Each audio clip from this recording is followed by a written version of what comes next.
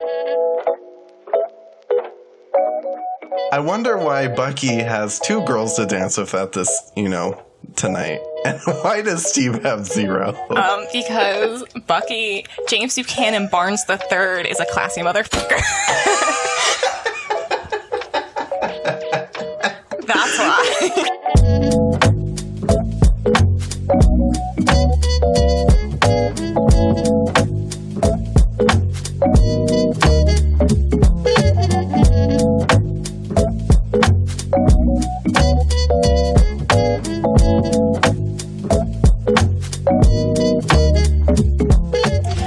Welcome to the Art of Costume Blogcast. I'm Elizabeth Joy Glass. And I'm Spencer Williams. Hey, everyone. Happy 4th of July. Yeah. I guess that just happened.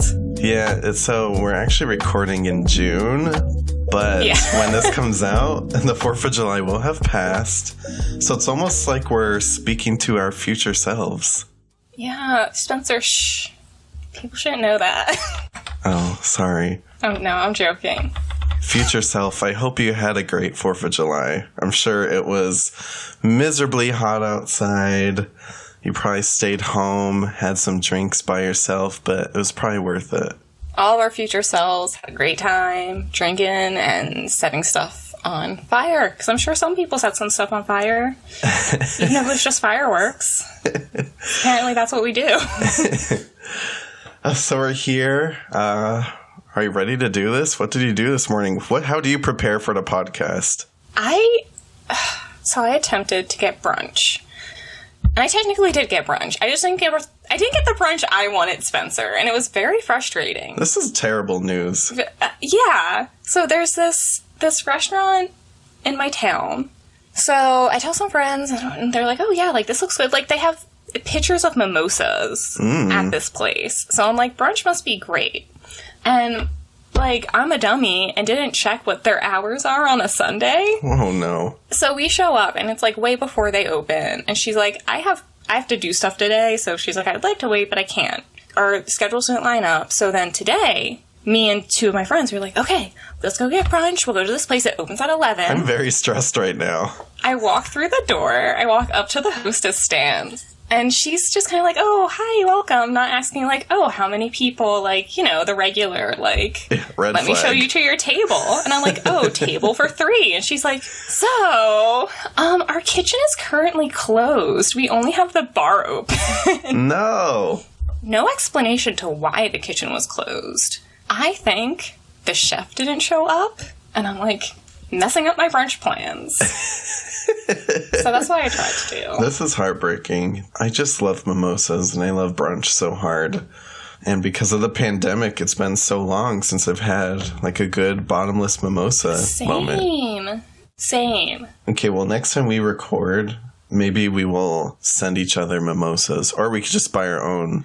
Oh my gosh, we should have like a mimosa episode. Yeah, I mean... Is there a movie about brunch that has fantastic costumes? I mean... This is a serious question. I'm asking you. I wouldn't be shocked. And if not, then maybe we should pitch it to someone. Maybe I'll write something. I'll be honest, I heard nothing of what we just talked about for the past 5 minutes. All I heard was mimosa, and I just went into this weird tailspin. Okay. You didn't hear any of my tale of tragedy of not getting brunch. Okay, cool. I'm just thirsty. Oh, so angry. Just breaking stuff over here. Oh, no. Oh, goodness. Oh, what did you do this morning? What did I do this morning? Well, Yeah. I woke up really late last night. I saw The Conjuring, the third one. How was that? It was amazing, and I loved it. The costumes were brilliant, and I definitely think we're going to have to do a podcast about this movie. Maybe all the Conjuring movies, because I think this is the best one in terms of costumes, I'll say. Okay. Actual movie-wise, it's different. It's kind of like, it's The Conjuring, but it's kind of like an action Conjuring. This is like the Indiana Jones of Conjuring movies. Ooh, I'll have to find someone to go see that with. Ed and Lorraine Warren basically go on like a creepy ghost adventure, and it was really fun. Are you sure? Is there like a ghost stone trying to crush them? Pretty much a crystal skull. Well, actually, I guess you have to see it, but we could kind of make it work. Except they're running around Massachusetts, so, you know. Oh, that's less exciting. Yeah, less exciting. More blood-sucking ticks and ghosts and... but so we saw The Conjuring, and then where else do you go after you see a scary ghost movie to decompress? I went to the Olive Garden. Oh, beautiful. I got a gift card before the pandemic, so I had to use it. And to this moment, I still feel sick. Of course. You ate? It's a good sick, though, you know? Like, I've been waiting to go to the Olive Garden for a year and a half now, so I had to just sample. It was a tour of Italy. I had to sample everything. Is it good quality? No. Do you want to keep eating it? Absolutely.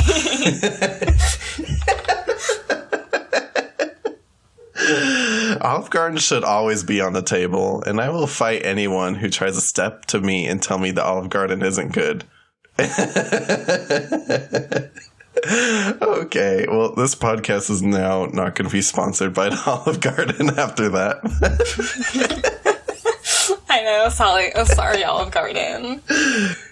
I don't know. So, yeah, that's probably why a little sluggish today, but, you know, we're going to power through it for America.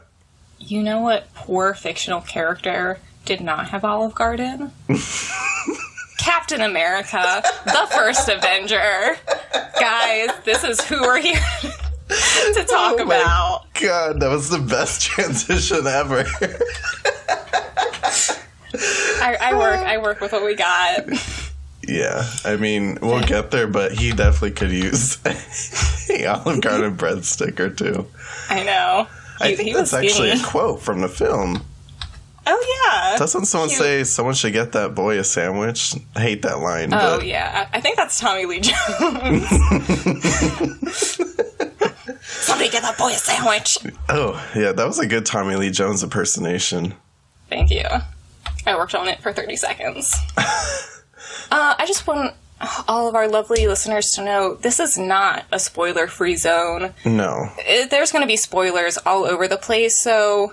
If you have not seen Captain America, the First Avenger, stop right now, go watch it, come back and finish the episode. If you have not seen it and you are fine with spoilers, just keep going. You're gonna love it. So, yeah, we're here today because of Captain America, the First Avenger, as Elizabeth mentioned. Elizabeth, this is one of your favorite movies, isn't it? This is one of my favorite movies. Chris Evans... The hottie that is Captain America. Just beautiful. Yeah. Beautiful. He's a great superhero. I love Captain America. He's not like the typical superhero I would usually love, but especially after watching this movie again for the podcast, I was like, wow, this guy's amazing. I love Captain America. Yeah, and like, I like this one because it's very cute. There is the very cute, like, love story between him and Peggy. Because most of the times, like, I feel like action movies, they, like, run through romantic stories like nobody's business. But this one, it, like, takes its time. It's very cute. Yeah. It's hard to find a superhero, especially nowadays, that's just, like, a genuinely good person. I'm not a big romance person, like, at all. I will not. You cannot catch me watching a romance movie on my own free will, I should say. Oh, you'll be watching some soon. But this romance between Captain America and Peggy is just so good. I know, and it's so realistic. I, like, genuinely am involved in it, you know? I want this to happen, which, I mean, spoiler alert, I guess it kind of happens. It's kind of a complicated journey, but... It is. Gosh, we should just jump into it. Before we do so, however... Yeah, also, if you haven't seen Captain America at this point, I think we need to have a different conversation also, because what are you doing with yourself? Yeah. Are you just cut off from the MCU? Like... Have you ever met someone who's like, oh, I don't really watch the Marvel movies? And it's just like, why? What's wrong with you? No, I haven't. Well, I have, and I get frustrated every time. I mean, we'll get into it. To each their own. That's a whole podcast in itself. Yeah. To each their own, but that's an interesting occurrence. I think I'll start us off with a summary of the film. Go for it. And I'll pass over to you. Okay, I wrote the summary myself. I'm just going to try to do a dramatic reading. It's 1941, and the world is in the midst of a terrible war, and the ancient artifact known as the Tesseract has fallen into Nazi hands. Steve Rogers, a skinny, pathetic, small-statured, asthmatic kid from Brooklyn, passionately wants to enlist in the American Armed Forces. After being given a special opportunity to participate in an experimental super soldier program, Steve Rogers is transformed into the patriotic hero Captain America. With the help of his old pal Bucky Barnes, whoop whoop, Agent Peggy Carter, and Howard Stark, yes, Captain America must channel his newfound strength and lifelong courage in the fight to bring down the Nazi-backed organization known as Hydra, led by the infamous supervillain, the Red Skull. Oh, that's everything in a nutshell. Thank you. I worked really hard on that. It shows. I tried to throw in as many jabs at the pre-Captain America Steve Rogers because that seems to be the trend. Okay. Just follow the trend, I guess. He was a good guy, Spencer. No need to belittle him. So, with that lovely introduction, let's go behind the wardrobe. Let's just take a little peek and see what the costumes of this film are based on, because that's what we're here to talk about. Of course. First and foremost, Captain America, the First Avenger, was directed by Joe Johnston and was released on July 19th, 2011, making July 19th, 2021, the 10th anniversary. What? So, everybody, July 19th, go watch Captain America. A whole decade. Celebrate the MCU, celebrate Captain America. 10 years. Yeah. 10 it does years. not feel like that long. 10 years. We were in high school, Spencer. Wow. Oh my gosh. That's crazy. I know. It's wild. So 10 years ago, the lovely and talented Anna Sheppard designed the brilliant costumes for this. You'll recognize her work from films like Maleficent, Spider-Man Far Far From Home. The list goes on and on. She is particularly known for her World War II movies. She has also designed the costumes for Inglourious Bastards, The Pianist, Fury, Band of Brothers, and Schindler's List. So she's very well versed in World War II wardrobe. She knows what she's doing. She has 3 Oscar nominations. The first was for Schindler's List, the second The Pianist, and the third for Maleficent. Nice. How she hasn't won one yet, I'm not sure. Yeah, come on, Academy. I know. But also, I feel like the costume category usually has pretty stiff competition in it. Look, Anna Sheppard is a legend. We were talking about this earlier. Costume designers that specialize in, especially war attire, war uniforms. This is such a niche kind of talent. Yeah. And once you're good at it, we've been doing research on World War II uniforms and costumes lately, and it's complicated. It is complicated, especially because, you think, World War II, you mostly think of, Germany and the Nazis, America, Britain, the Allied forces. It's called World War II because the entire world was at war with each other. So it's there's French military, there's, the Italian military. So, depending on, who you want to be in, a particular film, you have to go and, research an entire other country's military dress, which is, each and every country has a very intricate military dress steeped in tradition and meaning. So that's, a lot of information to take in. every color means something. Every little badge and pin and little piece of rope and the boots and the hat. I mean, I went into a rabbit hole this weekend, and I basically popped out of that hole and said, hey, I am not an expert on all this, so I'm going to leave that up to Anna B. Sheppard. But, you know, she's brilliant. And if you are a wartime costume designer who's designed any costumes for any film like this, I commend you, because this is some great work. One thing about this movie, as I was watching through it, I was like, especially with like the background characters and stuff, a very kind of like faded look to it. She had an interview with Clothes on Film around the time it was released, and she said that the director, Joe Johnston, he wanted to keep it as realistic as possible, which is why outside of Captain America's costume and a little bit with like the Howling Commandos, they clearly have a little bit of a different look that's directly from the comics, but it's very grounded in reality, which I appreciate. Definitely.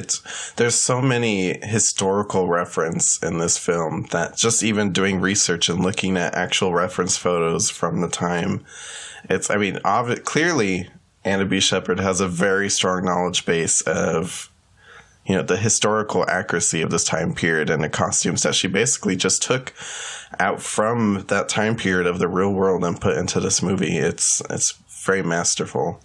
When you do the research and then you go back and you look at it, it's like, wow, like it's beautiful. It's beautiful what she does. So, Elizabeth, why don't we take a break? And when we come back, I think we should actually get into breaking this movie down scene by scene. Let's get into it. I'm ready. Let's do it. Captain America, the First Avenger. Okay, let's take a break.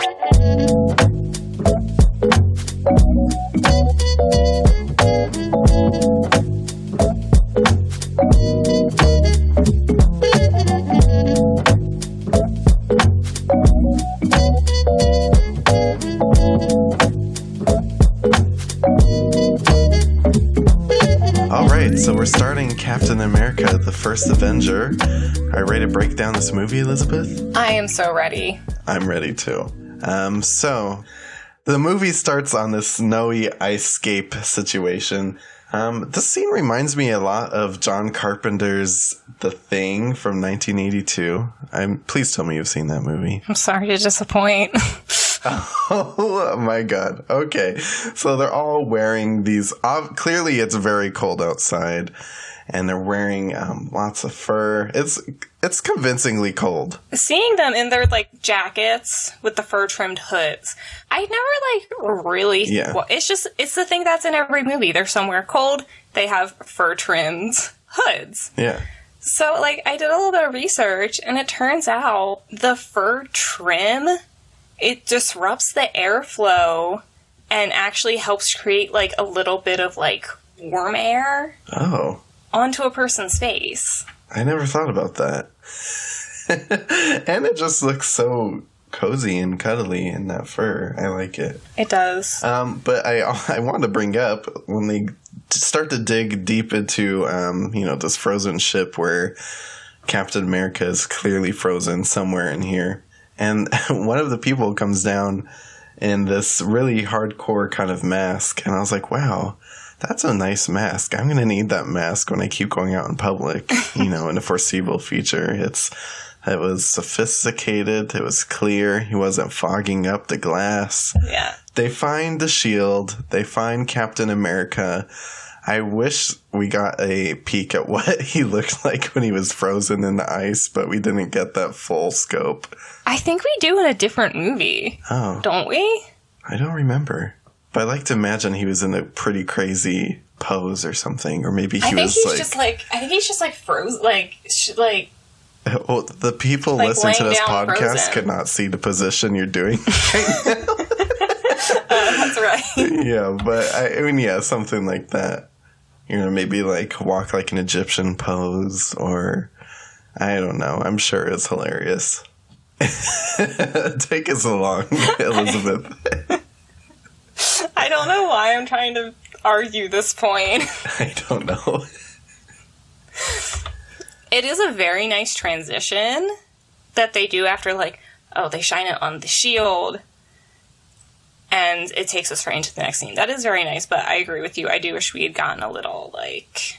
I mean, it's just a personal choice. We all know it's Captain America by a shield. I just wish I saw the goofy position he was in when he froze. Okay. Okay, next scene. So, we see the beautiful Captain America shield, and that brings us right into our next scene, where Red Skull is just storming into Norway. He's come to Mr. Filch's house, because Mr. Filch is apparently also just a Norwegian elderly man who protects the Tesseract. That was one of those. So I had a couple moments, and it's like I've seen this movie a bunch, but it's been a long time since I've like watched it in its entirety, and I've had a couple experiences watching this, like, oh my gosh, that person's in this? Huh. But it's kind of hard to recognize him because he's got like a full beard. Are you kidding? When I saw David Bradley, I straight thought that was Argus Filch from Harry Potter. I was like, what is Filch doing cleaning up in Norway right now? I recognized him immediately. I, too, forgot he was in this, but when I saw him, I was like, wait. For a second, you know when you look down at your phone, you look back up, you're like, wait, what am I watching again? Yeah. Like, oh, Harry Potter. No.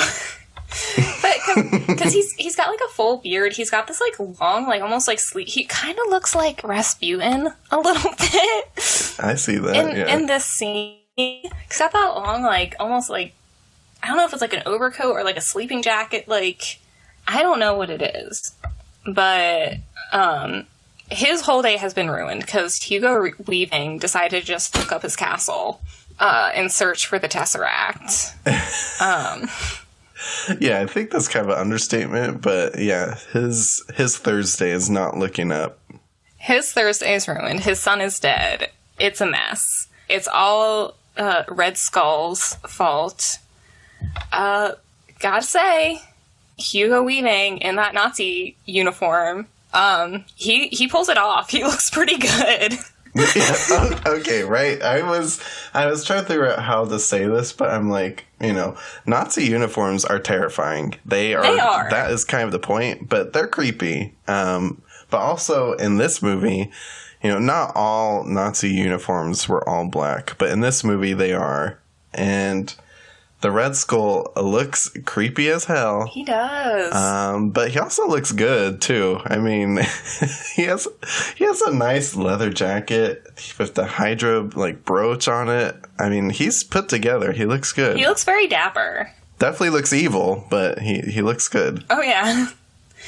Clearly he kills Mr. Filch and then that entire Norwegian village. So I think it's safe to say he's evil.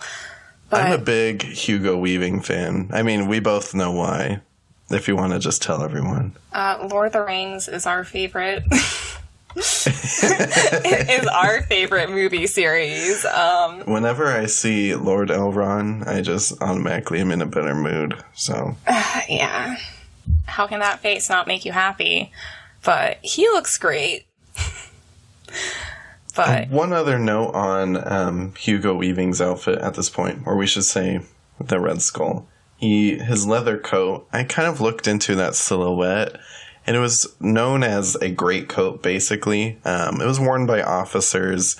Typically, it seems that they were built of wool, but, this is a comic book movie, and he kind of wore it in like a leather fashion. Because he's an evil supervillain, so he's gonna wear a scary black leather. Yeah, he actually wears a lot of leather because Anna Sheppard, she wanted the leather to represent like the strength and toughness that he had and needed. She wanted that to come through, so that's why she chose leather for a lot of that. Yeah, well, it worked. It did work. All right, so we, like we said, Argus Filch's castle and Thursday has been ruined. But now we're heading over to America to check in on our soon-to-be superhero, Steve Rogers. And Elizabeth, I forgot how startling it is to see Chris Evans as the skinny, tiny, small Steve Rogers. Right? It took my breath away for a second. They throw it in your face because he's in the enlistment office where, they had to have a physical examination. So they're all in their boxers, and it's just oh my gosh, are you okay? Do you need to be hospitalized? This guy has a list too of all the things that are wrong with him. I mean, it's he's tiny, he's skinny, he probably smells bad. He's asthmatic. Oh my gosh, why do you have to say he smells bad? This list was huge. I should have wrote down everything this list said, but it was huge. I did see that he's asthmatic, which he brings up. And hey, shout out to the asthmatics. I am one too. So I felt for a second, I was like, wow, me and Steve Rogers are connected. You have something in common. Yeah, but just, talking about speaking of things in common, you like to think after this movie, you're like, wow, I'm kind of like Captain America or any, Marvel movie. You're like, wow, I feel like I'm kind of like Iron Man, or I have a lot of Black Widow qualities. Me? I feel like, wow, me and the skinny asthmatic Steve Rogers, we're kind of the same person. So, I get it. He has it rough, and, I'm right there with you, Steve. But he's full of passion. He's just so skinny. And, he's so skinny, and it's oh my gosh, how did they do that? What did they do?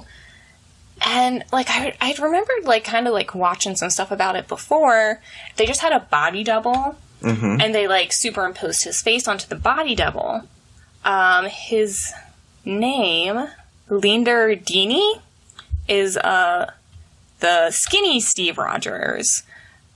He did all of the scenes up through till he gets the super soldier serum. Yeah. They thought about getting a different actor to do that first part, but it was you need to get connected to the main character in main actor in those first couple scenes, and he was I want it to be my performance. They thought about doing what they did on Castaway, which was They shot the movie up till when he got stranded on the island, and then they stopped shooting for a couple months so that he could lose all that weight. Wow. So they thought about doing that because, Chris Evans has to be buff, and they were he could get really skinny and then, buff up. We could stop and then he'd buff up, but they said that just wasn't going to work for their schedule. Mm-hmm. So they went with the body double. However, even the body double was not skinny enough, was not emaciated enough for what they wanted, because he's supposed to weigh 90 or 100 pounds. He's supposed to be tiny, tiny. In addition to having that body double, they also did this slimming technique in the effects department. They had 3 companies work on the special effects to make him look skinny and small and emaciated. They didn't scale him down. They took the actual pixels and moved parts of his face and his body in digitally to make him look like that, and to make sure it looked consistent across that whole first third of the movie. That is insane. Yeah, I mean, this is brilliant. This is what I love about the Marvel movies. They're just so fun, and the way they put their visual effects together and the way they think about these kind of things, it's just, it's brilliant. Oh my gosh, they think of everything. So Steve Rogers, he's not going to be put into the Allied forces. Let me start over. Steve Rogers. Steve Rogers. Ooh. Who is this man? So, declined. Steve is not going into the Allied forces. So instead, he's hey, I'm going to the movies, which I get. He goes to the movies, and this is when we get a real feel of the 1940s period costume going on. We see a lot of different people in this movie theater, and the costuming is brilliant.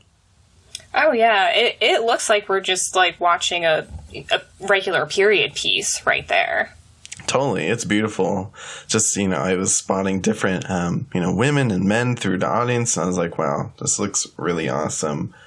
But Steve loves to pick a fight. Well, I shouldn't say he picked a fight. Steve stands up to bullies. And there is someone being really loud in the movie theaters. And I consider that person a bully. I do not like people who talk in the movies. He's being loud and disrespectful to human suffering. Yes. So the bully basically says, catch me outside. How about that? And Steve's like, okay. Goes outside, gets his ass whooped. Yeah. Steve's outfit. Okay. Let's talk about Steve's outfit right now.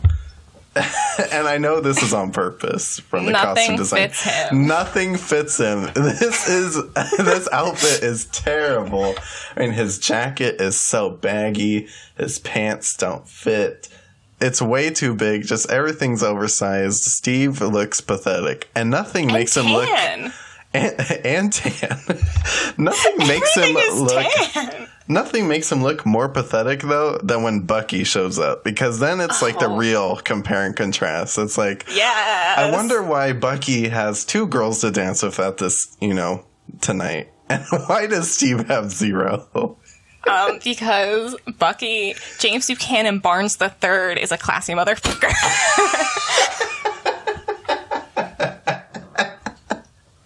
That's why. He looks so good in his uniform. He looks so good. That is how you wear a uniform. I loved it. And poor Steve is so disappointed.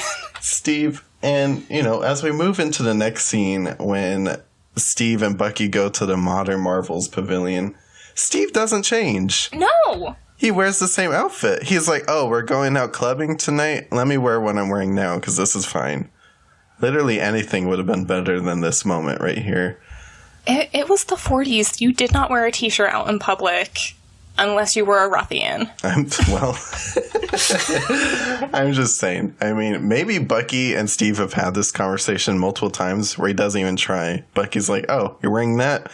Great. Yeah, probably. Can you just say Bucky's full name again one more time? James Buchanan Barnes III. I don't know if you guys could tell, but I think Elizabeth has a favorite character. She just hasn't made that clear yet. Oh. I fucking love Winter Soldier. That's it. I'm intending to do a cosplay of him. Oh, also, I just want to point out that Bucky's girlfriend in this is Jenna Coleman of Doctor Who. Oh, yeah. Doctor Who. Doctor Who. of Doctor Who and Victoria fame. I think this was right before she was in Doctor Who. But then when I made that connection, it was so exciting. So, Steve basically signs up. He enlists. He doesn't really know he's gotten himself into at this point. But I think we need to go back to the other side of the pond to check in on the Red Skull and Dr. Zola. Dr. Zola. I love his little red bow tie. Yeah, I love his little bow tie. It's so cute. But that also goes to the point that there is a lot of red that is like the accent color of this conversation. Just whenever it's the Red Skull and Zola, you will notice red in everything. Oh, yeah. And, like, I love, Toby Jones, he's just, like, a great actor. For sure. He always plays these very, like, unassuming characters. And it's so funny, like, the contrast between Red Skull and him. Because Red Skull's got the leather, he's very strong, he's clearly, like, an evil Nazi guy. And then you have Dr. Zola with his, like, little bow tie and his, like, gray lab jacket and his little round sunglasses. Yeah. Those typical circular Nazi glasses. I think that was just a 40s thing. It's a 40s thing, but to me, it, like, it reads evil genius, like, right away to me. Evil scientific genius. Oh, wait. Isn't that, like, oh, gosh, in, The Emperor's New Groove? Doesn't she wear them as she's, like, mixing up? They do. They wear evil circular glasses. That's, like, an evil scientist thing. We have to find you some evil circular glasses. But the Red Skull's uniform, still pretty badass at this point. He has some very broad shoulders, these leather panels. I like this red boning he has on the side because we still have that red in there. Mm-hmm. They're messing around with the Tesseract. It's clearly not something you should be messing with, but they are anyways. How can you resist, They have one of the Infinity Stones in their hand. They don't know that, but we know that now at this point. And they're just tossing this thing around, poking it with sticks. It's kind of a mess when you think about it, but they're having a good time. My favorite power couple. They are the power couple of this movie, actually.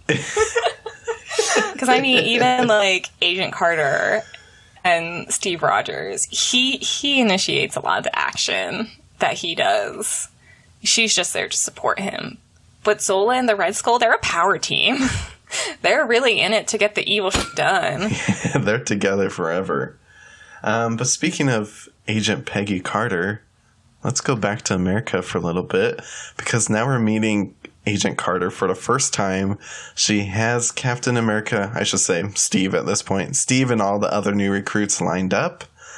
And, we can't start this movie without Agent Carter punching one of these idiots in the face real quick. I know, that was brilliant. We also see Tommy Lee Jones's character. He plays Colonel Chester Phillips. And one thing I noticed, I am not even going to pretend that I am an expert on military uniforms at all. But I did do a little deep dive.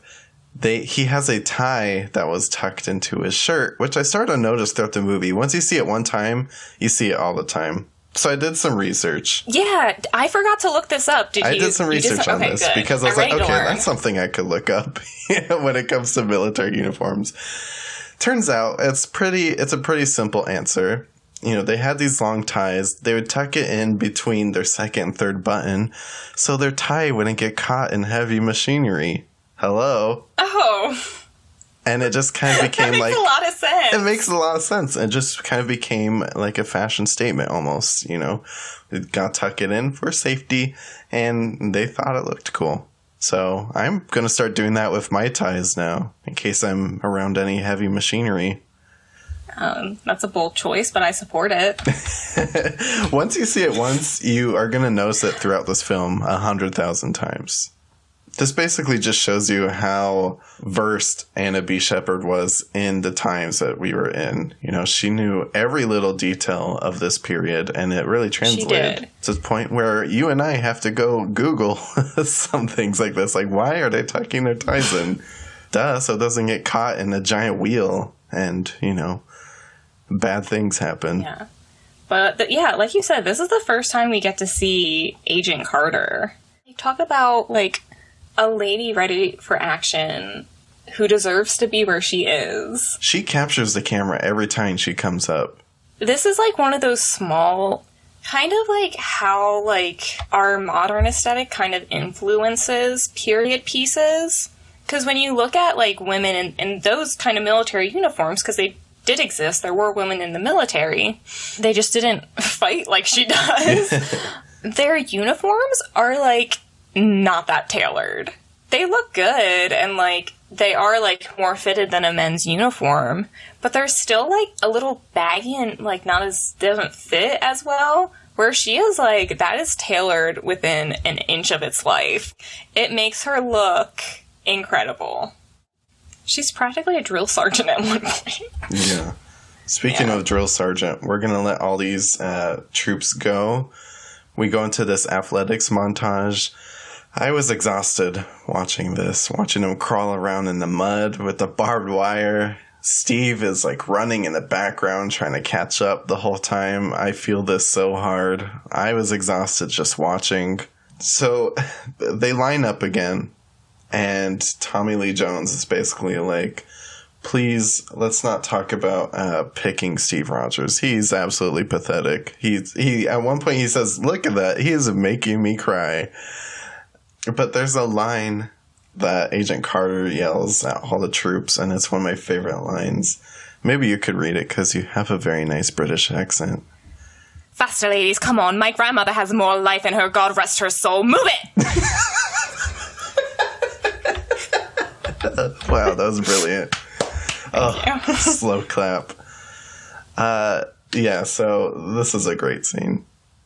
Well, to the side, Stanley Tucci and Tommy Lee Jones are, like, having this fight over, like, who should be taking the super soldier serum. And I just love when he pulls out the dummy grenade and throws it. Steve Rogers just throws himself on it to protect everybody else. And Tommy Lee Jones is like, oh, you're right. I know, that part is so crazy to me. I was caught off guard by that. I was kind of panicked. I was like, oh my gosh, grenade. Who threw a grenade? I wasn't ready for that. And yeah, Steve Rogers was already on it. So he was on it. He was ready to protect his comrades like a good soldier. I would not have been picked. No, neither of us. We would have been hiding behind the truck like Soldier Boy. I would not have even heard. I'm basically deaf. I would have been blown up by this dummy grenade. So Stanley Tucci takes Captain America aside for a little pep talk. He's wearing all earthy colors. It's a nice pep talk. He's offering him alcohol, saying, hey, everything's going to be okay. But then he's like, actually, give that back. You have a procedure tomorrow, so you can't drink that. I know. Takes his whiskey away.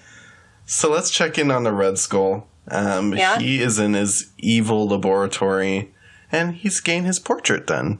I love this scene. He needs a new portrait. Maybe he's going to have family come over soon, and he wants to have it above his desk for everyone to see. Dr. Zola comes in and is basically, what the hell is going on here?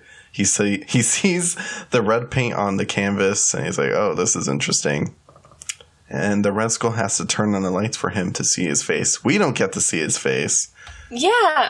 Well, I thought this was, interesting, though, because he turns the lights off as soon as Dr. Zola, enters. Because I'm like, Red Skull is not comfy in his skin yet. He's still, a little bit ashamed. He's a little shy. He's not comfortable with what happened to him yet. But, clearly he's getting this portrait done. So, he wants to, be like, yes, this is who I am. He's starting to brace it, The Hot Girl Summer's coming up. It's time for him to get himself together. And he's starting to slowly move into his new body. He's excited to show it off. I know. All right, so now we are on our way to the lab. It's surgery day. It's procedure time. And I love this scene. This is one of my favorite scenes, actually. Because I feel like this part really attests to the brilliance of, everyone involved with this movie, including a costume designer. When they're driving through the streets, it's kind of like they're driving through a real photograph of the 1940s. It's stunningly beautiful and realistic. There's just so much detail, and they're driving through it, so you don't even really get to take it in. But if you watch this part over and over, it's really beautiful. And his tie is tucked into his shirt, if you noticed. I did. I caught it right away. So, Elizabeth, we step into this bookstore, and Elizabeth, wonderful weather this morning, isn't it? Yes, but I always carry an umbrella. Oh, so good. You should have been casted as Agent Carter. No, I shouldn't have. That rightfully went to Haley Atwell. So we step into Stanley Tucci's lab. That's what I'm going to call it. I know that his name is Dr. Abraham, but to me, Stanley Tucci is Stanley Tucci. When you're in the Hunger Games, he's Stanley Tucci. Devil Wears Prada, he's Stanley Tucci. When you're watching Burlesque, Stanley Tucci is helping Cher and all her dancers get dressed. It's Stanley Tucci. This is a great scene. The laboratory scene. I know, and it's you have the Tommy Lee Jones goes up and welcomes the senators and congressmen and other military officials. But up there with them, we have another TV star. We have Richard Armitage. Oh, yeah. Looking fantastic and evil. He blends in, but you could tell that something about this guy's a little bit different than everyone else. I think it's the glasses. It is the glasses, because it's that man doesn't need glasses. Yeah, but the glasses give away the creepiness. And of course, Howard Stark is looking like he's going to prom right after this. I know. Like, this is another thing that, like, catches me off guard every single time when he shows up at the procedure. Because, like, between the fair and this, he's, like, not even mentioned again, I don't think. He's probably is mentioned, but no, it's not. He just shows up. I didn't realize he was on our team. Exactly. Obviously, I'm happy about it, but I was like, oh. Howard Stark's here. Hello. That's nice. Yeah. I don't know if Steve was thrilled about it in this in this moment when he's about to get into his test machine after the flying car broke down in front of everyone. I know. He's, like, clearly nervous. He sees him and he's like, oh, no. Oh, no. This is not good. So Steve gets into the evil-looking tube. He gets a shot and he's like, wow. You know, that wasn't wonderful. And Stanley Tucci's like, oh, that was just penicillin. So already I'm sweating. I'm scared. Yeah. But Stanley Tucci gives him that, like, reassuring little, like, shoulder tap. Yeah. Before everything really starts to get underway. And Steve is like, hey, did you save that drink for me? And Stanley Tucci is like, no, I drank it. I'm sorry. Like, things are not going Steve's way at this moment. They're not. You promised me alcohol. Howard Stark's over there. He just broke a flying car like 2 days ago. So, and there's senators watching us. Not to mention, I saw someone upstairs who looked like a creepy German spy. So, I'm nervous. Yeah. Also, the love of his life is walking around, so things are not looking up. Well, he doesn't even know it's the love of his life yet, because he's, like, a scrawny guy who, like, doesn't think he deserves love. But he does. Hopefully, he didn't hear someone in the Risers talk about how he needs a sandwich. I mean, people are so mean to him. They're so mean. It was the 40s, though. People were not kind. No. So he gets in, and they pump him full of this Howard Stark juice. Yeah. Serum. It's a serum. It's Stanley Tucci serum. He gets the Stanley Tucci serum. And, you know, he's screaming, he's hollering. Peggy's like, turn it off. I love this man. I don't want him to die yet. Turn it off. And he's like, no, keep going. Keep it going. You've already put me through a lot today. So you are going to finish this. Please. And what happens, Elizabeth, when the tube opens? Oh, he is hunky, sweaty Chris Evans. He's sweaty, I'm sweaty, but for probably different reasons. One of the best 2-second moments in film happens as soon as he steps out of that machine. It probably was not improvised, but I wouldn't be surprised if it is. When he comes out and he's like, I feel taller, and Peggy just like quickly touches his pec. Okay, so and then hands him a shirt. Elizabeth, I read about this and it was improvised that she touched his chest because it was the first time she saw him shirtless. And I read a quote where she was basically like, yeah, I walked up and I was like, oh, okay. And she reached for his chest. This is a real moment. That was improvised. Like, she's clearly thirsty. She's like, I just gotta real quick tap this. Look, everyone in this room at this moment is thirsty. Even Stanley Tucci was probably like, okay, well, yeah, I did that. But then she's like, this is mine. Get him a shirt. Yeah, get him the shirt. Not fitting pants, but a shirt. But we'll talk about that. Okay. We have to talk about that now. Because I'm a little upset. Okay, well, first, there's an explosion in the lab. Stanley Tucci gets shot, which I don't Richard like. Armitage. Yeah, betrayed. And Captain America goes into a full chase through the city wearing these tiny, tiny, tiny pants. Okay. First time we see this man, he is in boxers, nothing else. Stands to reason, if you're about to inject somebody with a serum in this, like, little weird tube, that you're just gonna put them in underwear. Right? Why he is wearing pants in that scene doesn't make any sense to me. If they had put him in there naked, which would have been preferable, that would have made more sense. It would make sense, not just because that's what everyone's hoping for in this moment, but logistically, these pants are just not making sense right now. No, he doubles in size. He doubles in size. They would have, if they had been like inch shreds falling off his body, or quadruples in size. It doesn't make sense. I guess it makes sense in terms of the script being like, we need him to go chase Richard Armitage right after this. But it's like, he looks like he has like capris on running through the streets of New York City. Yeah, of course the pants didn't shrink, he grew, but so the pants are just shorter in length. Of course his crotch area and everything above the knee has kind of fitted him to a point. Fitted him? Yeah. But the legs of these jeans, though, are just too short. He looks so uncomfortable. They should have put him in, like, his underwear at least, and Peggy should have gave him a robe or a blanket right after. Like, here you go. He could have ran down the street with a blanket tied around his neck. Yeah. You give the man a couple minutes, all right? Let him go change. He's clearly gone through a lot in the past 5 minutes. And now he's running through the streets of New York without shoes, by the way. There's no shoes on this man. He's going through a lot at this moment. He is running through the streets of New York with these hot pants on and no shoes after he just watched Stanley Tucci get shot. Yeah, Stanley Tucci, who was clearly about to become like a father figure for him. Yeah. I mean, he's Murdered. America's father figure. Murdered. Straight up murdered in front of his eyes.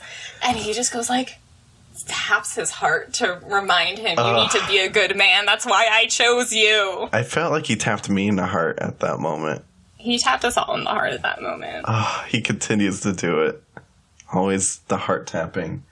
Richard Armitage, like we said, Steve's chasing him. He has to shoot the nice bookstore lady, too. Granted, she pulled out a large machine gun, so, it's she not went out guns blazing. Yeah, literally. But that made me sad. I was like, hey, she was a nice lady with a machine gun. That. She didn't deserve that. But hey, she fought the good fight. One of my favorite things that happens throughout this film, I didn't mention it earlier, but I should have. Behind the movie theaters, Steve Rogers picks up the trash can shield. That's right. And then at this moment, when he's getting shot at by Richard, he picks up a taxi cab door and uses it as a shield. I love that little kind of symbolism they use throughout the film, leading up to his shield. No, it's excellent. They foreshadow the shield extremely well in ways that make sense for the situation he's in. Yeah, I love that. And he does catch Richard Armitage. And Richard does this terrible thing where he uses a suicide pill that he had in his teeth, and that really caught me off guard. I was like, what is happening right now? One of his teeth is actually a cyanide pill. That would make me nervous to have one of those, because I'm like, what if I accidentally bite down on it in my sleep? Oh my gosh, right? It doesn't look hard. No. He's just with his tongue and so it's been a wild 15 minutes for Steve Rogers. A lot has happened. Yeah. So let's go back over to Germany, check on the Red Skull and his Nazi comrades, and things are tense. Things are very tense. People have been listening to the Red Skull podcast about all this new technology, and the audience is no longer buying it. They think he's lying. They think he's got nothing to show for his work. Yeah, literally nothing. They think it's all smoke and mirrors. Totally. They say at one point, we are done indulging the Red Skull. They said Hitler was done indulging the Red Skull. Oh, okay. They're like, Hitler is done at this point. Hitler's tired of this. I mean, even the Red Skull is trying to move beyond Hitler at this moment. So he tests out his new toy, this Tesseract-powered gun, blows them all away. They're all gone. Yeah. And it's clear that, Hitler sent, a couple of different high-ranking officers, because they're all in, different uniforms. So, like, he's just, like, taking out, like, high-ranking officers left and right. The Red Skull's like, hey, I have lunch in, like, 20 minutes. I cannot with you guys right now. And he blows them all away. Yep. I also want to point out, before we move on, how scary these Hydra Stormtroopers look in their armor at this point. You never see the face of a Hydra soldier. You probably don't want to, honestly. I imagine they look really scary underneath. I was kind of scared. Probably. I would have been scared. They look horrifying. So we're finishing out this moment with Steve. Speaking of scary, Steve's getting a blood test. I'm getting a little queasy, and my legs are starting to shake a little bit just thinking about it. I don't do well in those situations. Yeah, so Steve's like, all right, well, I'm big and huge. I'm ready to go out there and fight. And the verdict is basically like, okay, well, that happened, but... No. Tommy Lee Jones is like, no. I wanted an army of people like you. I didn't want you. Yeah, right. So you can go be a lab rat for somebody. He's like, essentially, you're just a bigger version of that pathetic guy I knew about 20 minutes ago. So, no thank you. Yeah, no thanks. So, Elizabeth, I think it's time for us to take a break. Before we take a break, Tommy Lee Jones is saying no. But that senator that brought in evil Richard Armitage is like... You heard of capitalism? I got something that you're gonna like. Remember, Elizabeth, each one you buy is a bullet in the barrel of your best guy's gun. Oh, it is. And we'll be right back to discuss that further. Oh, my favorite scene's coming up. I can't wait.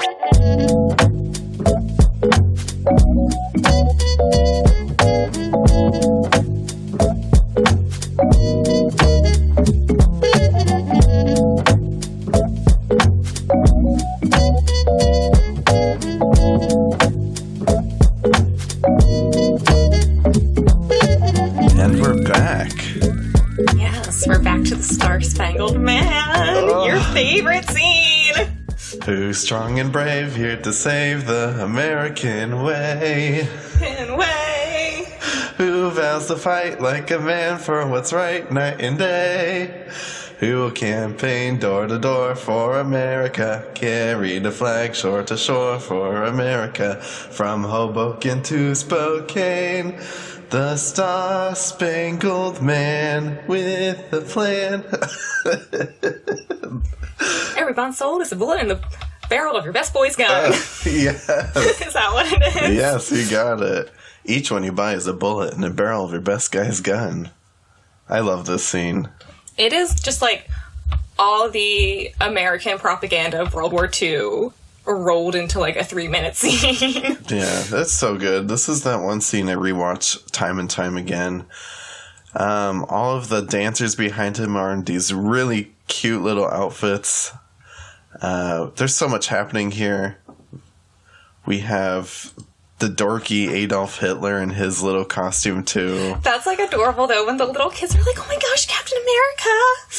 Watch out! He's behind you. So cute. And then the punches are like not timed properly, yeah. but but it still works. Can we talk about Captain America's costume at this moment though? This Halloween costume he's wearing, like they just pumped this man full of this experimental serum to make him a giant 7-foot-tall buff soldier, and it couldn't get him a nice costume right away. It's that cheesy, like, Americana, like, to promote, like, oh, aren't we great? Look at this man who just has the American flag pasted on him. Well, I love it. This looks like so something good. that I would make. I love the, like, Robin Hood boots in the bright red. Yes, I forgot about the boots. They're so distracting. With the matching leather gloves all the way up to his elbows. Yeah, this scene is just brilliant. If they cut an entire film and just gave us these 3 minutes, I would be fine. But then we go overseas, and Captain America is doing this same little bit. If they don't even have the great singing intro, he's just thrown into it. And things are not going well. Now it's, like, ridiculous. It's like, who thought it was a good idea to put Captain America in his, like, ridiculousness in front of all these soldiers who are just suffering every single day? Someone in the crowd does comment on Captain America's boots, so I think they feel the same way as us. And someone yells, "Bring back the girls!" The girls! Which, I mean, if I was over fighting a war and, like, the sexiest thing I saw was those girls, I would want them back on the stage. Yeah, for a second, I'm like, oh, I think I'm actually siding with the guys in the crowd, but I get it. Yeah. They only should have sent the girls over. Nobody else. Well, they make up for it seconds after, because then they give us Steve Rogers in this brown leather military coat, and suddenly everything is fine in the world. Yeah. But he's, like, so sad. He's sad, but he looks good. He's sad, but he does look good.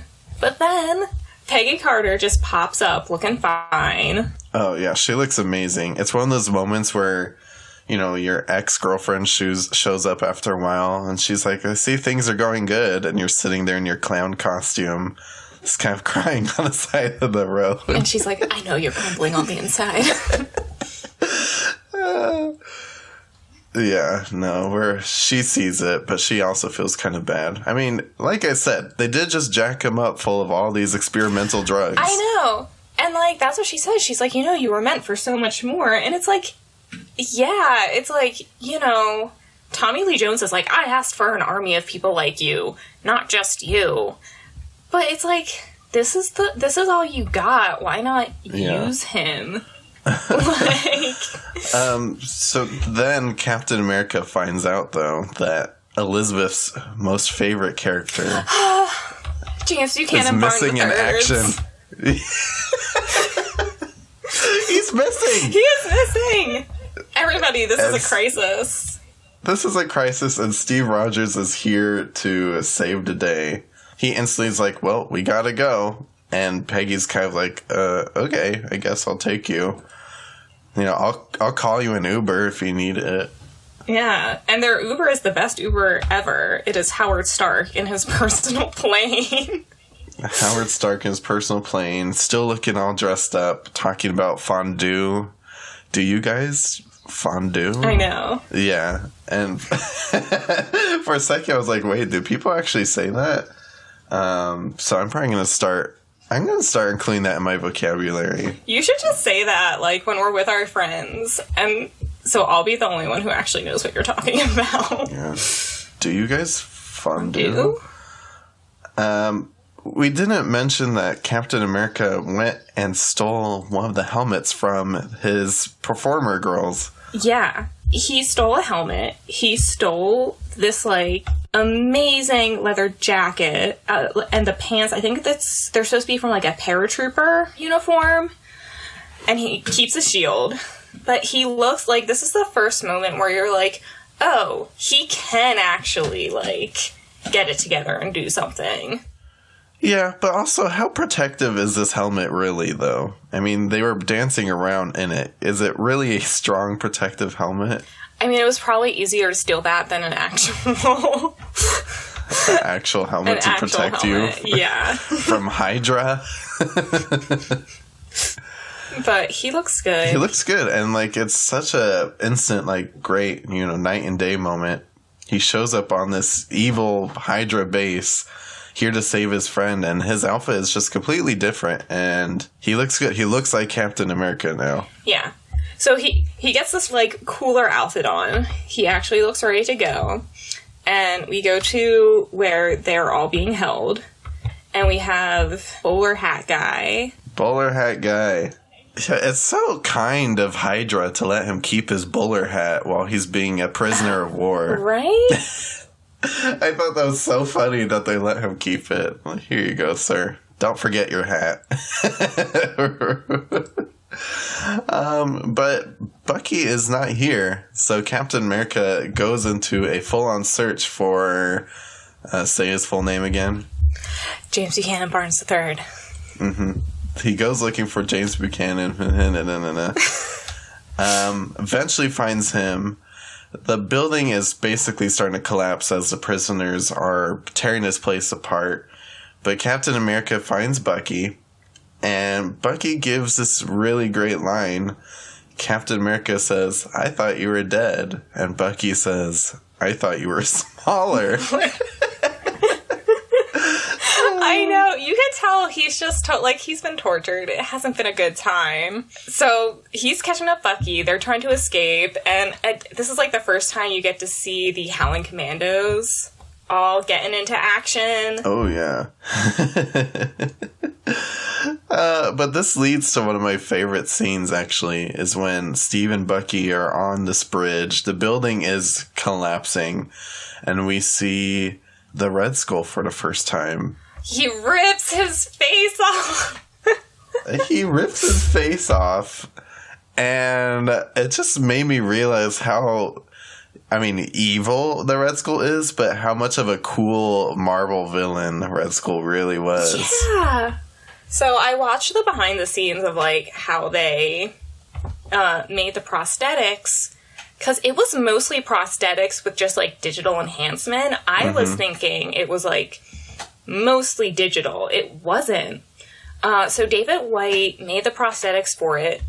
It took 3 to 4 hours to put 7 pieces on. Wow. Including he had bottom dentures, which is why they put bottom dentures on him, which is why he kind of has that jutted out lower jaw a little bit. I did notice that. They did a fantastic job. It looks so good. It looks amazing. And if any of our followers are proficient in visual effects and applying that sort of transformative makeup, please message us and tell us what the process is like. We want to know. I want to know. It looks really cool. So the Red Skull's pissed. He's so pissed. He's pissed, but he has to get out of here. He has to get out, but it's so funny because he's also hey, Steve Rogers, I'm a super soldier too. You want to join me? He's you have all this power. Yeah. And Steve Rogers is just okay. He's kind of do you want to fight right now? And Captain America's yeah, actually I do. And Red Skull's okay, well, I actually have to go, so. JK, I have a spaceship. Yeah, I have a spaceship. And the nice little doctor man, I shouldn't say nice, Dr. Zola is oh, do you have a seat for me? And the Red Skull's nah, man, this is a one-seater. You're going to have to take the car. And he still has the nerve to say, not one scratch. I know. I'm you're getting in your fancy plane. I think it looks like a spaceship. I don't know why. You have this, this fancy thing. You're oh, take my prized car to escape the people trying to destroy us, but take care of it. Yeah, Dr. Zola peels out of there looking like Cruella de Vil for a little bit. I know. So everybody escapes. It's happy days. And we go to Tommy Lee Jones, who is writing a, a report that Captain America is dead, basically. He's he disappeared a couple days ago. I don't know. Doesn't seem phased at all. He's Steve Rogers, that pathetic, asthmatic, small man is dead. Yeah, he seems exasperated. Of course this happened. And he's so mad at Peggy. 'Cause he's just what are you doing? Why did you do this? But Peggy's uniform right now is so cute, though. And this white shirt and that tie. I love it. They never try to, pretty her up too much, I feel like. I feel it's always very realistic for the time period. It is very practical and it's so cute. It's very practical. Yeah, she's kind of stealing the scenes in terms of costumes in this movie. Yeah, she does. But, Elizabeth, what do we see in the horizon? What's everyone turning around to see? Everyone turns around to see James Buchanan Barnes III alive next to Captain America. And behind him, I guess there are a whole bunch of prisoners of war who have escaped. Bucky and that one guy, Captain America. He's a side thought. They're alive. And Tommy Lee Jones is kind of he's okay, whatever. Great. You're not dead. Fantastic. So then I believe they're trying to give Captain America an award, but he doesn't show up. But we do have a special sighting, which kind of warmed my heart a little bit. We did have the famous Stan Lee sighting. Yeah. In his little war uniform. Like, I had forgotten how they put him into this one, and I was like... Oh, it was nice. I miss him. He is a genius. Yeah, he was. Okay, so Bucky's back. Everybody's happy. Tommy Lee Jones realizes that Steve Rogers is more than just a showboy. He's not just a showboy. He's a soldier who knows what he's doing and can handle the kind of missions that Tommy Lee Jones wanted him to handle in the first place. So, now that Steve has been at Hydra headquarters, he has all this intel. So they're, like, in their war room, and he's telling them, like, they're gonna hit this city, and this city, and this city, because they have all these bombs, and they're like, we gotta put them somewhere. Let's destroy all the major cities of the world. Because that's what super villains do. Right. So he's telling them, and Peggy's like, hey, you're looking better and better by the minute. And Steve's like, oh, you too. Mm-hmm. And then we get to the bar with all the Howling Commandos and Bucky Barnes. They're like, oh, yeah, like, we'll help you out, Captain America. It reminds me of that scene from Hamilton where they sing the story of tonight. Yes! Raise a glass to freedom. That's exactly. So they're having a raise a glass to freedom Hamilton moment. And who walks in looking smoking hot? Smoking. It is Agent Carter in a red dress with a plunging neckline, that little cinched-in waist. Damn. She's like, oh, hey, boys. And she literally dresses like that to be there for 2 seconds. She's literally. Like, oh, hey, Steve, bye. She doesn't even stop at the bar. She's just like, hey, I'm just passing through. Like... Yeah. I'm like, you couldn't have danced with her right now? Right? Oh, she looks so good. Yeah. And, like, Bucky's talking to her, but she keeps answering Steve. It's so cute. She, like, only has eyes for Steve, and she's like, oh, okay, I guess I'll leave now. See you tomorrow. Yeah, I just want everyone to see me in this dress, but I'm gonna go home now. So Peggy's looking incredible in this red dress, and apparently, so in a interview... I was reading with Anna B. Sheppard, the Close on Film interview. She said that ever since Inglourious Bastards, red dresses have been, like, a calling card for her. Like, that made such an impact that people are like, I guess they're like, hey, can you, like, put a red dress on this character? So, yeah, that's totally true, though. She does go in. It is kind of like a calling card for her, because she did... also used that red dress in Inglourious Bastards in the theater scene. Yeah. The female lead there. It makes more of an impact in Inglourious Bastard because she wears it that whole night that, like, everything's going down, if I remember correctly. And here it has the same impact, but it's for such a short little second. It's like, oh. It still has the same impact on me. I'll never forget the scene. So then we go to another scene where Howard Stark is messing around with the power of the Tesseract. Clearly that's not going well. It never does. No. Don't poke the Tesseract. No. It doesn't help anyone. No, it doesn't. Howard Stark gets blown across the room, still kind of dressed like he's going to prom after this. He looks good. Right? That's just... like, write that down. I'm like, write down what? That you got blasted across the room? Okay. But then this kid takes us to one of our favorite scenes because, Elizabeth, we have a special guest with us. I know. Spencer. Who is that sitting behind the front desk? Marjorie Tyrell is here sitting at the table. Welcome, yes. Marjorie Tyrell. She's looking real hot right now. Steve clearly noticed her as well. Natalie Dormer, of course, is here. Natalie Dormer does play Marjorie Tyrell in Game of Thrones, which Elizabeth and I love. I totally forgot she was in this movie until I saw this scene. And, like, Steve notices her because she's hot. Like, she is so hot in this scene. It's like, oh, they really went out of their way to... Yeah, well, true.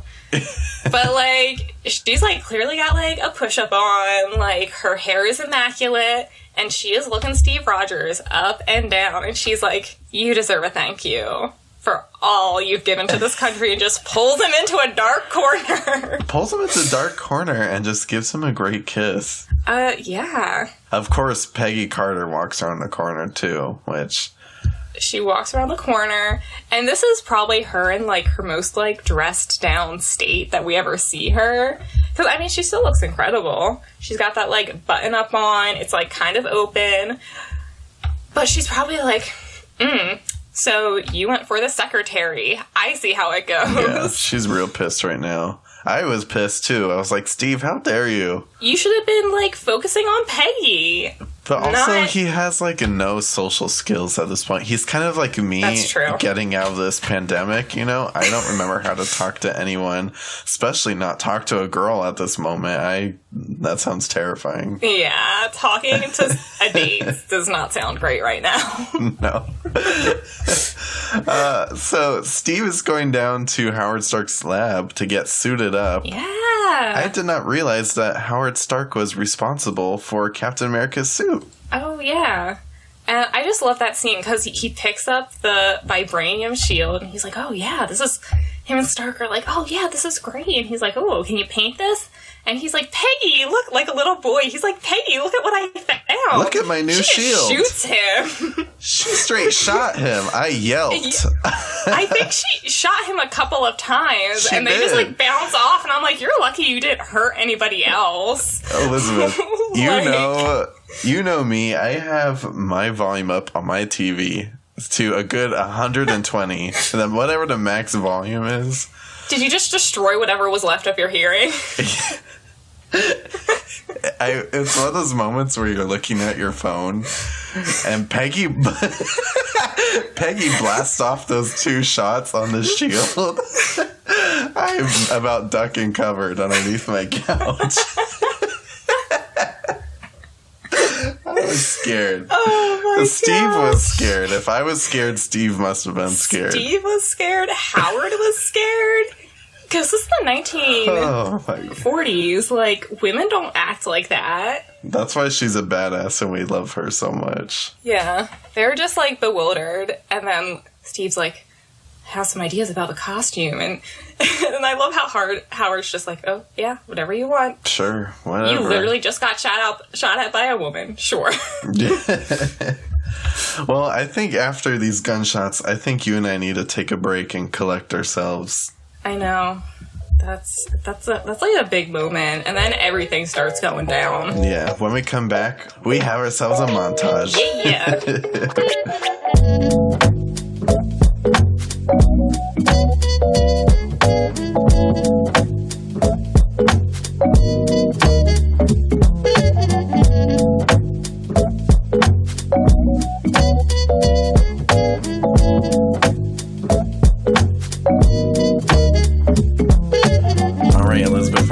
For another montage? Always ready for another montage.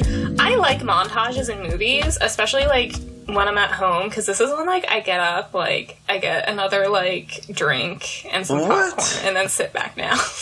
You're funny. I'm like, oh, Captain America's about to kick some Nazi ass right now. I sit my ass down and watch. I love this part.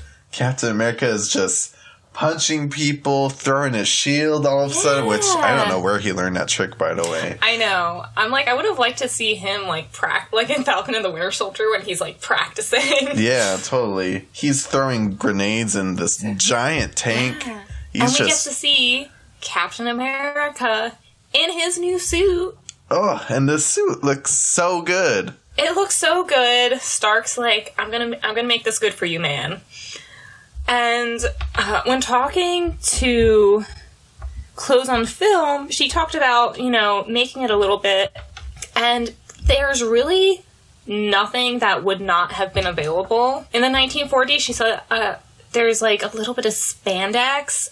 I think that's, like, the only, like, more modern thing. I think they had a little bit back then, but, like, not the way we do today.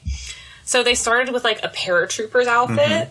Which is where they get the boots And also where they get the little wings on the helmet. That's why they're on there, because it's like, oh, he's a paratrooper. Let's put those little wings on there. Patrick Whitaker actually he made the model for the suit. Yeah, it feels modern in terms of like a superhero costume, but still feels very reminiscent of his comic book costume. I'm like looking at the comic book right now on my wall. I'm like, oh, Captain America. We love you, Captain America. Captain America, we love you. Oh my gosh. Yeah, but no, he looks great, and it's very practical for his needs now. Very practical. It's fit right. He's wearing like some decent boots. He's not barefoot and wearing capris like we saw him not too long ago. He's gone through a drastic change, a welcome change. Yeah.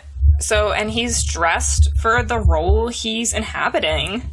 A very cute addition to that outfit, I have to say, is his compass with the picture of Peggy in it that she sees in the reels of film, and Tommy Lee Jones looks at her like, "Oh, hey girl, he's got your picture."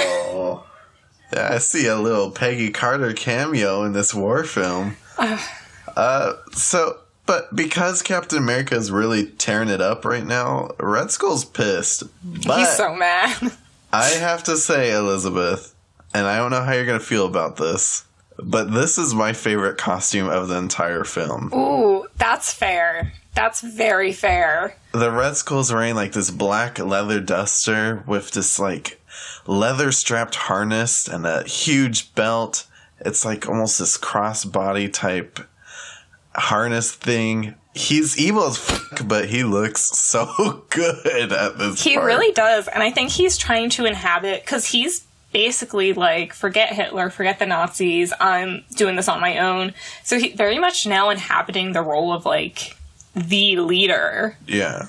Not just, of Hydra, but of this new world order he's trying to develop. Yeah. I mean, the costume says it all. It just reads evil supervillain, but also he still has his sort of sense of style. Yeah. He still is true to like the red accent colors, which now blend in beautifully with his red face. Right. Which he's just fully brandishing his Red Skull look now. Oh, yeah.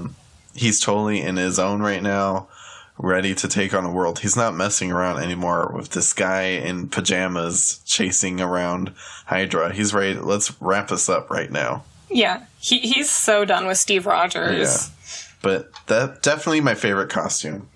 But Steve Rogers is about to throw another wrench into his plan with the train heist. Ooh. That's what it felt like at first. Let's go on a train ride. Yeah. But Captain America and Bucky are kind of ziplining out to this very chic black train, by the way. This is a cool looking train.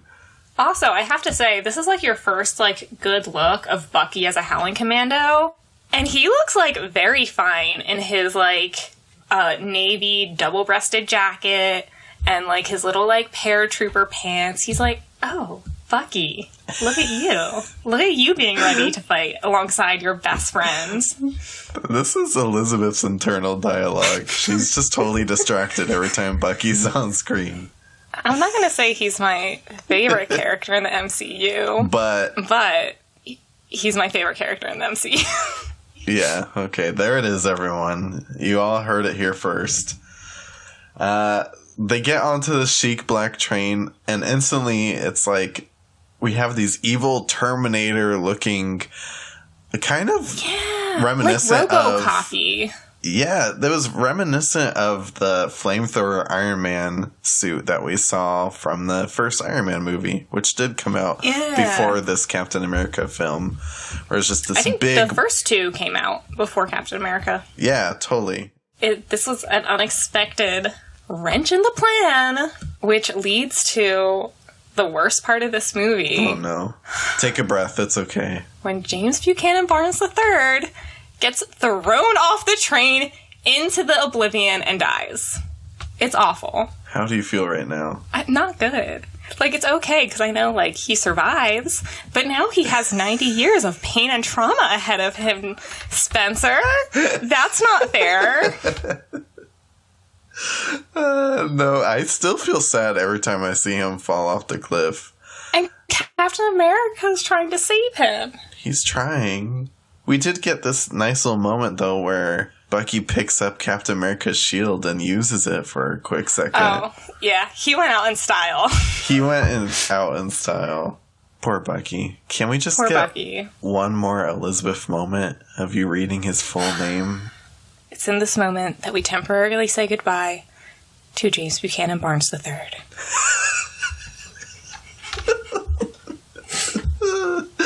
Oh my god. This is so sad. But never fear, we have some comedic relief coming up because Dr. Zoloft was captured. And we get this great scene where he has to sit down with Tommy Lee Jones. And I have a bone to pick with Dr. Zoloft at this moment. Because Tommy Lee Jones brings him the best looking steak I have seen in a while. And he refuses to eat it. And I'm so upset. It looks so good. Yeah. He's, like, so smug about it, too. He's like, it disagrees with me. And it's like... That was a good impersonation. He's so mean, but, like... This is why I love Tommy Lee Jones. He's just unfazed. Yeah. He's just like... Okay. I expected to eat this anyway. Yeah, that's why I made it look so good, because I'm about to eat it. Dr. Zoloft looks disheveled at this moment. His shirt's untucked. He's just kind of falling apart. Oh, he's in bad shape. So, the Red Skull is now... Remember he was pissed like 2 scenes ago? Now he's very pissed. And he's giving a very impassioned speech to his Hydra base. And I believe it looks like we're using CGI to implement just hundreds and hundreds of Hydra soldiers. Yeah. Honestly, it's like in that moment that you realize just how big Hydra is. Yeah, there's a lot happening here. Red Skull's still wearing that costume that I love, though, so... Yeah, that's his costume for the rest of this, isn't it? Kind of. He has one more, but we'll get there. Oh, okay. I feel like you had your eye on Red Skull more than I did. Probably true. I think we all know that you were distracted by someone else. Oh, yeah, that's true. But he's now at the bottom of a frozen mountain, so maybe we could put the brakes on Bucky for a little bit. That's fair. So now we kind of zoom in on Captain America, and just like Elizabeth, he's mourning the loss of Bucky Barnes. Yeah. He's so sad, but he looks so good. He does. Honestly, every time he puts that, like, uniform on, I'm like, hello, Steve Rogers. Yeah, I believe he's wearing his, like, official uniform, his military uniform. And he looks great in it, but he gives us this interesting note that really stuck with me, talking about how with his new super soldier serum, his metabolism is very strong, so he cannot get drunk, Elizabeth. I know, at first I was like, ooh, that sounds nice, just like drink as much as you want, but then I'm like, if you can't even get a buzz, what's the point? That's what it seems like. Yeah, I don't know how I feel about this. I know, like, it sounds like a blessing and a curse. Okay, so after Steve's like, I can't get drunk, it's time to plan their next mission. They're like, this is it. Like, let's get this done. Let's take out Hydra.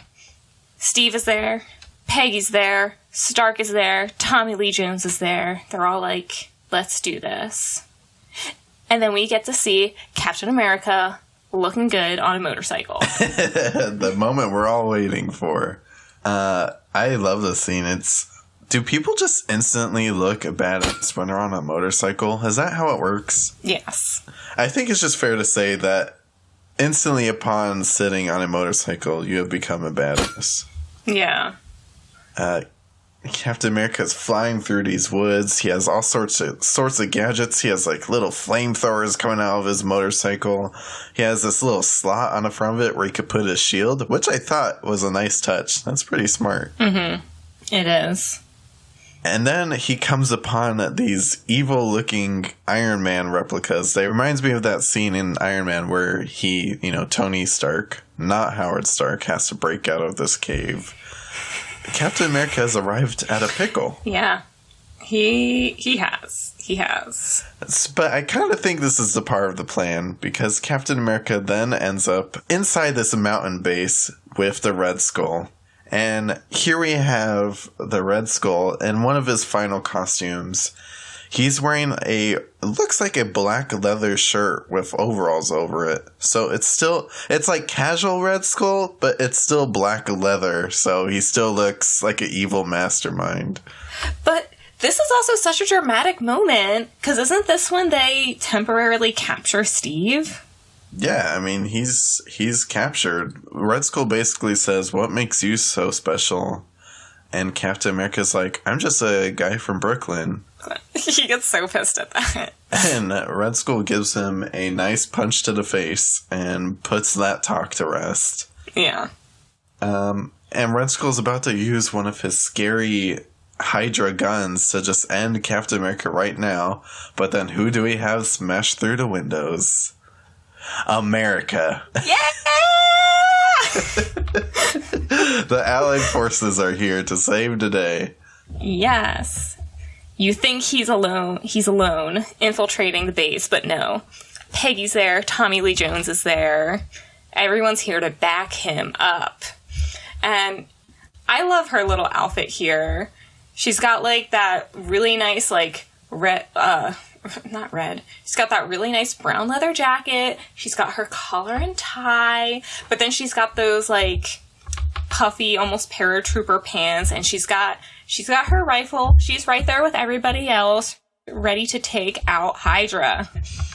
Yeah, and they're doing a good job. I don't know what the plan is here. It kind of feels like we just stormed this building and whatever happens, happens. But it seems to be working because Hydra's basically on the run at this moment. Oh, yeah. He's, like, chasing down Red Skull, trying to get through. Everybody's helping him. But then he has to get on that plane, which is when Tommy Lee Jones and Peggy are like, oh, hey, get in the favorite car of the Red Skull. The evil Cruella de Vil car. He's like, oh, thanks. Yeah, so they get in the car. This leads to one of... it's supposed to be a cool scene, but to me it's one of the more sad scenes. Because we don't realize in this moment that this is the last time Captain America and Peggy are seeing each other. Yeah. Spoiler alert, but at this point you all should have seen Captain America. But it's a sad little moment. But it's instantly followed by this moment, though, where Red Skull kind of winces because the propellers hit his car. And he leaves a scratch on his car. It's just like, not one scratch, damn it. Yeah. That was great. This is also part of a equally funny scene, because it's, it's sad. This is the last time he's seen Peggy, and they finally kiss. And he's about to, like, get on the plane, and he looks at Tommy Lee Jones, and Tommy Lee Jones is like, I'm not kissing ya. Wow, your Tommy Lee Jones is uncanny. Thank you. Tommy Lee Jones is just not about it. He's like, do your job. Yeah, come on. But Captain America gets himself on that plane, and he crawls up there. He's taking out Hydra soldiers, and he sees the bombs. This is like such a comic book scene, because like each one has in big letters New York City, London, Los Angeles, and it's like, wow, you're just making it real obvious that you just want to destroy all the major cities of the world. Yeah. The Aviator Mask. We see some Hydra soldiers wearing their Aviator Mask, which are horrifying. Everything the Hydra wears is scary. That is definitely, like, one thing I noticed this time around is how, like, when you look at the movie as a whole, we don't get to see them all that much. Because, like, they're always fighting when you see them. But then in the, like, when you're looking for, like, okay, what's going on here? It's like, they're, like, just, like, a faceless, like, mass of people. Because I think the most you ever see of any Hydra soldier is, like, their mouth. And that's horrifying. Yeah, I mean, they are faceless, but that kind of goes to the point of what Red Skull said earlier when he was talking to Dr. Zoloft. He basically says, like, you know, we need a double production. And, you know, if we need more workers, there's always more workers. That's kind of how he sees his soldiers. They're just weapons for him to, you know, to help along the Red Skull plan, which is destroying the world. So they're faceless because they're just tools for him. It's so sad. What's even more sad is Captain America kind of ripping this pilot out of the plane, and he kind of gets hit by the propeller there. Kind of bloody, chunky moment that I was not expecting in this Marvel movie right now. Yeah. Not saying I don't appreciate it, being a huge fan of horror, but I wasn't expecting that.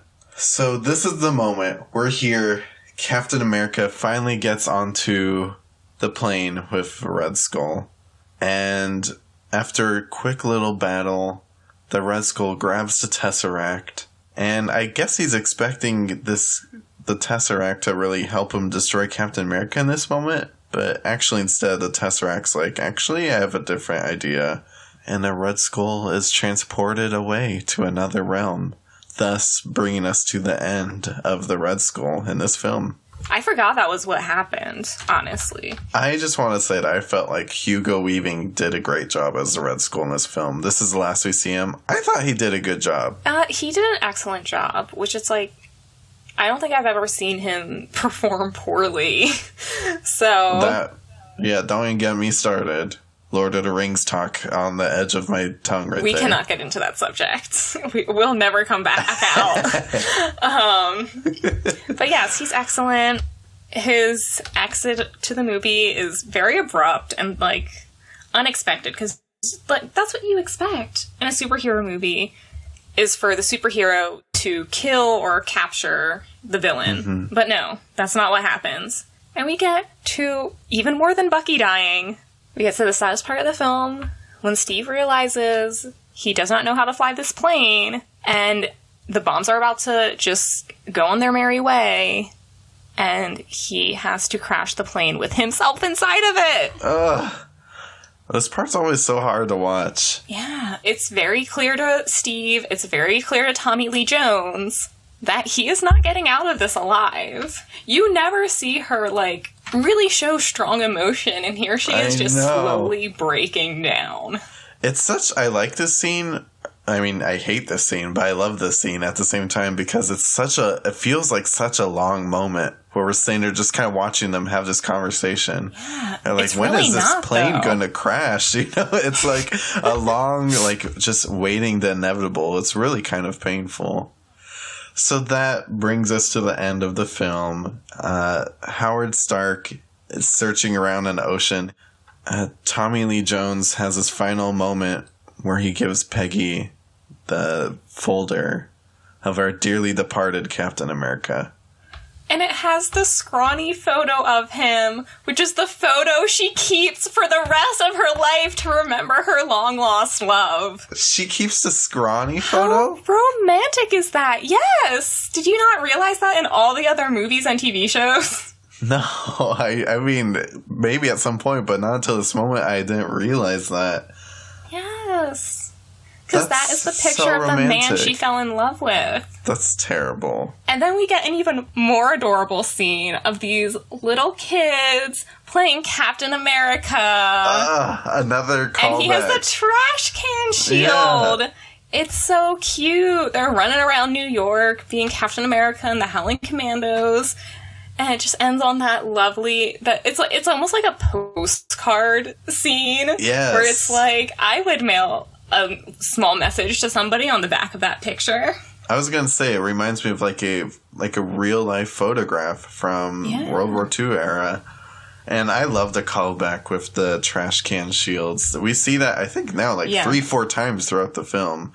Different types of shields. And this was a good moment. That is the end of the story of Captain America, the First Avenger.